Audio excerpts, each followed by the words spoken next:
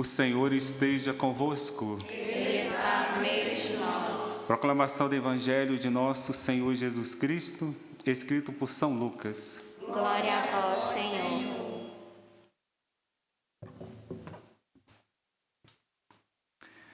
Naquele mesmo dia, o primeiro da semana, 2 dos discípulos de Jesus iam para um povoado chamado Emaús, distante 11 quilômetros de Jerusalém. Conversavam sobre todas as coisas que tinham acontecido. Enquanto conversavam e discutiam, o próprio Jesus se aproximou e começou a caminhar com eles. Os discípulos, porém, estavam como que cegos e não o reconheceram. Então Jesus perguntou: "O que ides conversando pelo caminho?" Eles pararam com o rosto triste. E um deles, chamado Cleófas, lhe disse: "Tu és o único peregrino em Jerusalém que não sabe o que lá aconteceu nesses últimos dias?" Ele perguntou: "O que foi?" Os discípulos responderam: "O que aconteceu com Jesus o Nazareno, que foi um profeta poderoso em obras e palavras, diante de Deus e diante de todo o povo. Nossos sumos sacerdotes e nossos chefes o entregaram para ser condenado à morte e o crucificaram. Nós esperávamos que ele fosse libertar Israel, mas, apesar de tudo isso, já faz 3 dias que todas essas coisas aconteceram.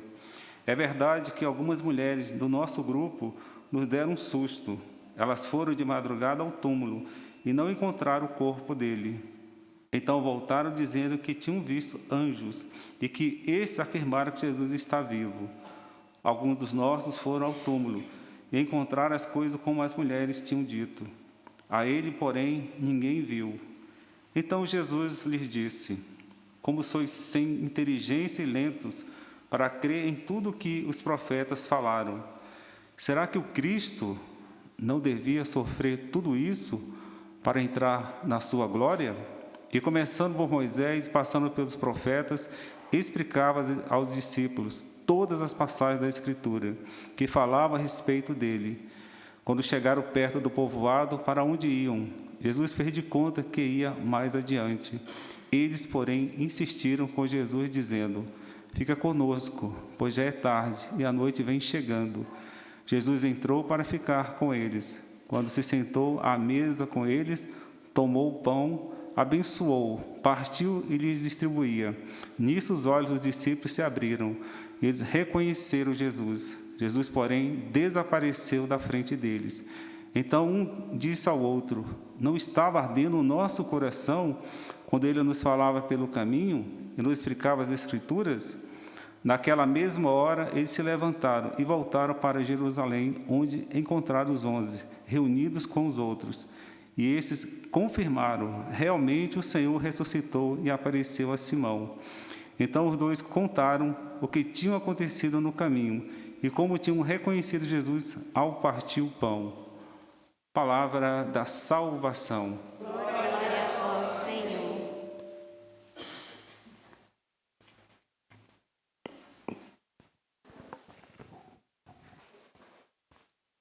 Meu querido diácono, queridos noivos, Rafael e Raira, não?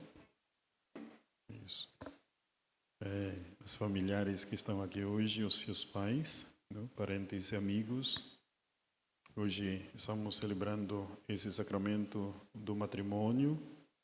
Estamos na oitava da Páscoa e ouvimos hoje, neste acontecimento na vida dos apóstolos de Jesus, discípulos de Jesus, fugindo para Emaús. E Jesus caminha com eles.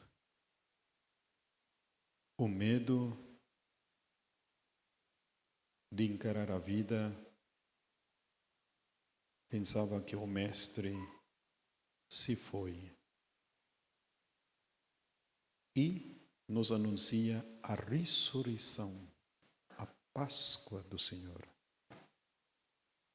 A Páscoa é a festa de todas as festas, onde que Jesus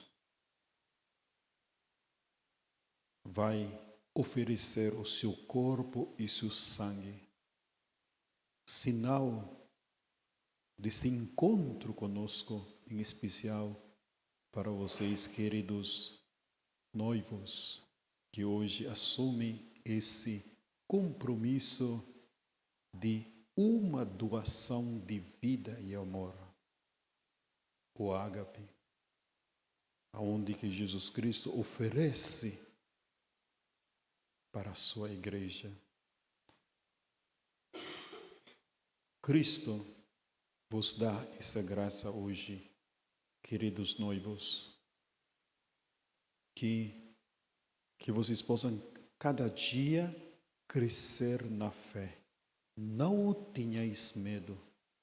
A palavra de Deus, aonde que Jesus vai explicar a profecia, vai explicar a história da salvação e vai explicar para cada um a sua própria história através do caminhar juntos. E depois compreenderam, porque a palavra se compreende. E esse encontro eucarístico, a doação de vida e o amor de Jesus para o seu povo. Que também, queridos noivos, seja para vocês um desejo, uma vida, essa vida que se concretiza cada dia na sua caminhada, de amar uns aos outros. Rafael, você assume esse compromisso como pai, como esposo para sua esposa. Que você seja fiel à fidelidade neste chamado e uma resposta, que quer dizer um chamado de Deus e uma vocação de santidade que te santifica a cada dia. E você não pode caminhar sozinho, sem a sua esposa Aira, e não pode deixar de lado. Por isso, a beleza da vida, a beleza do amor, quando a esposa, como a Sagrada Escritura diz, através de São Paulo, mulher, seja solícita ou solícito para o seu marido. A solicitude da mulher, aonde que a mulher doa a sua vida, entrega a sua vida totalmente para sua família, para o seu marido. Que o marido ama. Quando o homem ama, protege. Quando o homem ama, cobre de bênção, cobre de proteção a sua família. O homem que dá a vida, que quer dizer protegendo a sua família. Não tenhais medo, Rafael, de assumir esse compromisso, amando. Não? Espero que você se casa não pela paixão. Homem apaixonado, quando casa homem apaixonado, casa termina. Por isso a pessoa que é apaixonado, só casar, acaba. Porque a vida matrimonial é uma doação. Não mais aquele que, só vive na paixão. A paixão ajuda para entrar na grandeza, nesta unidade, um só. E lembrem, queridos noivos, que não existe matrimônio sem a presença de Deus. Porque não vai conseguir de amar uns aos outros. Não vai conseguir. Não vai conseguir. Porque a fonte do amor está no coração de Jesus, oferecendo na Eucaristia. Oferece total, real, incondicional. Por isso que eu gostaria assim que o casal de hoje que vão assumir esse compromisso, que vocês amem a Eucaristia. Amar a Eucaristia. Ensinar os seus filhos, não? De não deixar de lado os seus filhos, mas caminhar junto com seus filhos, unidos sempre. Por isso o casal não é uma invasão, é uma doação. Não se invade a vida do outro, mas não se deixa ser invadido pelos prazeres neste mundo, pela ganância neste mundo. O mundo que estamos vivendo hoje já é secularizado, que não acredita em Deus. Deus do mundo é estômago, a ganância, o poder. Por isso que Rafael olha para sua esposa com muito amor.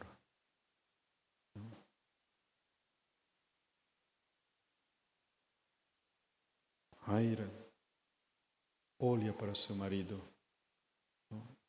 de abrir sempre o seu coração para dar a sua vida, dialogando. Por isso é muito importante o dever de sentar, cada dia de conversar, de não deixar que os seus filhos dividem vocês. Por isso, nas decisões de vocês dois, sempre unidos.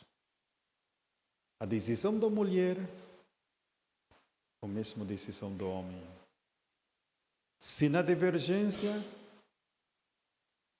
assumem. Se a mulher decidiu, entra em comunhão. E depois se corrige, conversa, vice-versa. Porque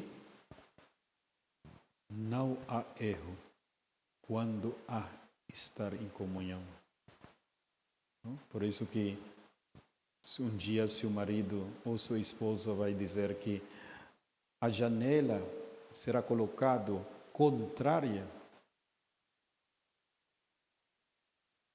o que vai fazer? Coloca.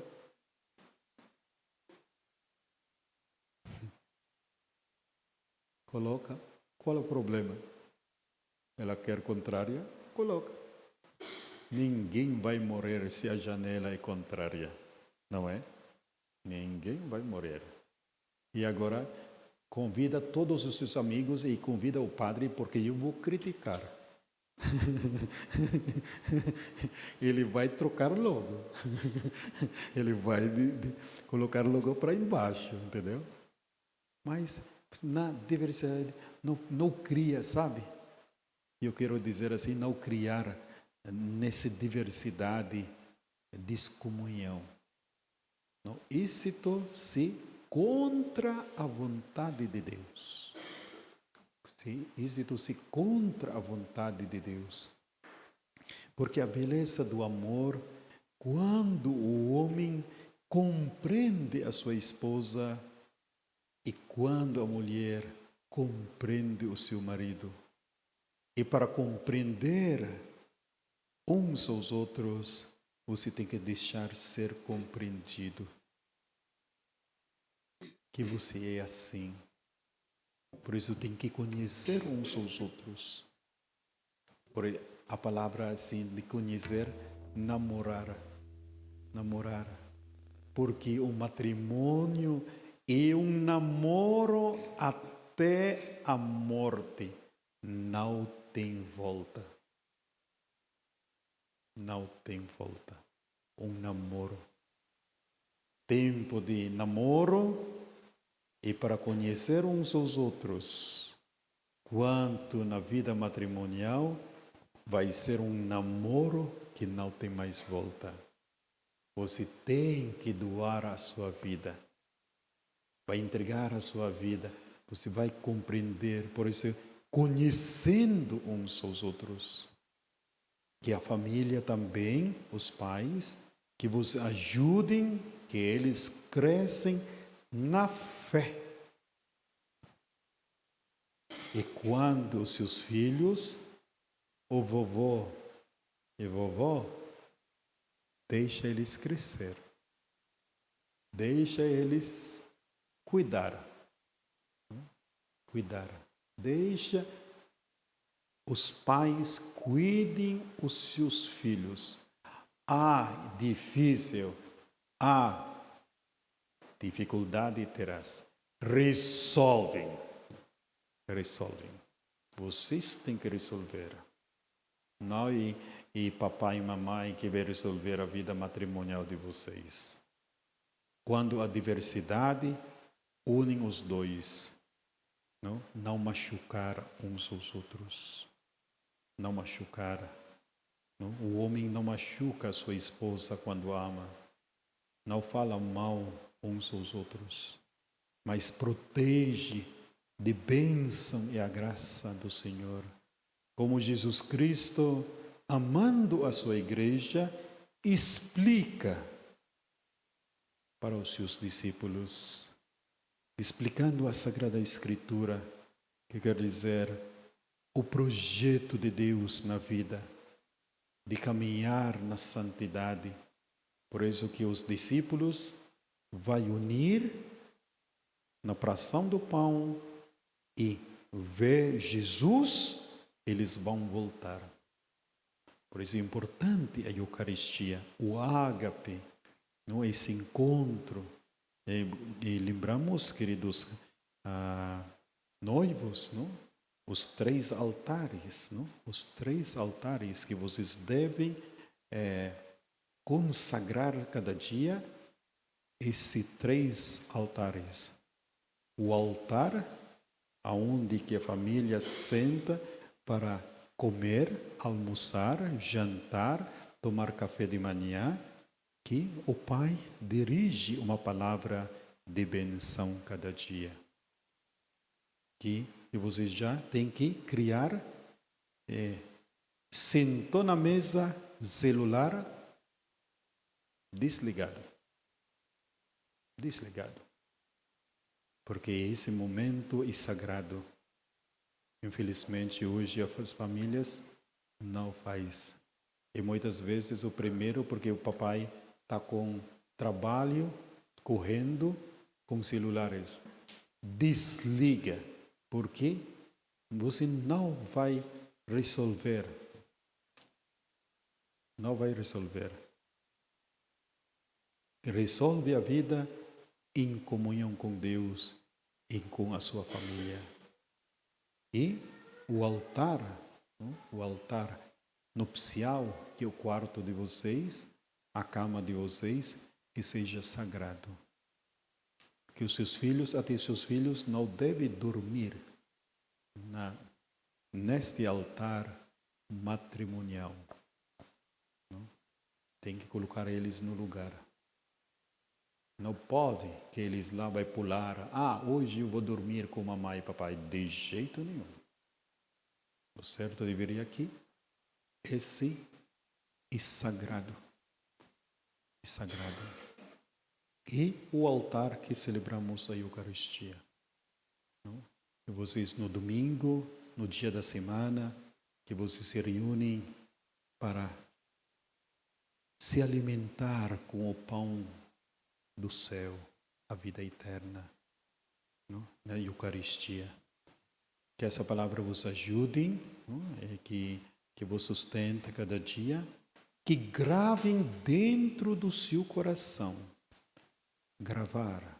Escuta a palavra de Deus e gravem dentro do seu coração e inculcar essas palavras na sua mente.